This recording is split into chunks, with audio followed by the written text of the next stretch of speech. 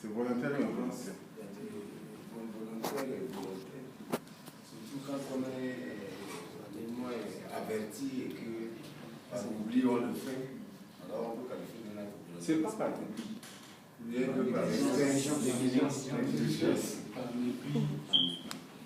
Exactement, c'est ça la chose. C'est-à-dire que quand on dit par exemple, les gens de UNHAS là, ils nous envoient chaque matin des messages de sécurité. Sécurité à Eliba relativement calme. N'est-ce pas? Le temps est clair, l'avion peut atterrir. N'est-ce pas?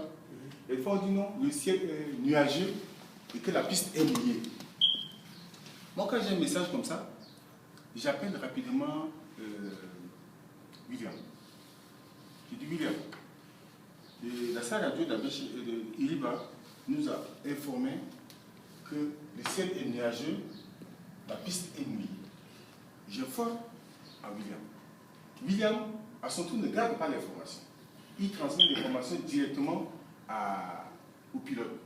Il dit la sécurité vient de nous dire qu'il a reçu un message de Eliba, comme quoi la piste est mouillée, le ciel est nuageux. Le pilote dit non, ce n'est pas un problème, je vais partir. Il a l'information, n'est-ce pas?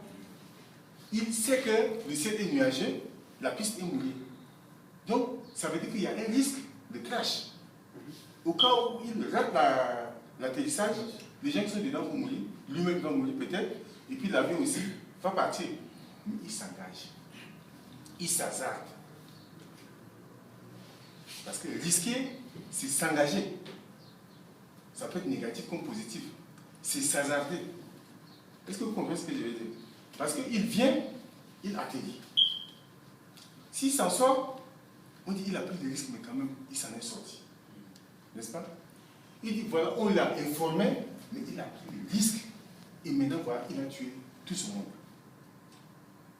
Vous voyez un peu la balance entre le risque positif et le risque négatif. C'est-à-dire que risquer, c'est s'engager. On dit, je m'engage à mes risques et périls. Ou bien, je m'en sors, ou bien, je meurs.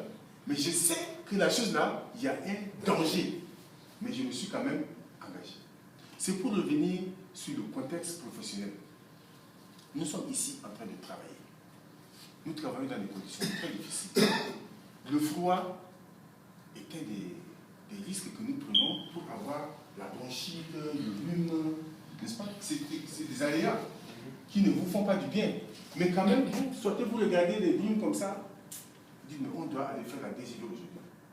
Vous sortez, vous devez normalement vous attacher la tête ou bien chercher des cache-nez ou quelque chose comme ça pour vous protéger. Mais vous sortez seulement. Vous avez pris le risque, tout en sachant que les brumes qui sont là peuvent vous donner la toux, n'est-ce pas, pour vous donner le rhume, pourquoi pas les maux de yeux, beaucoup de maladies. Mais vous devez normalement vous protéger. Mais vous avez pris quand même le risque de sortir. Parce que les conditions dans lesquelles nous travaillons sont des conditions très difficiles. Nous prenons toujours les risques pour servir. Mais est-ce qu'on a besoin de se faire tuer pour donner des vivres? Est-ce qu'on a besoin de se faire tuer? On a appris ça dans le CDM de sécurité qu'on ne doit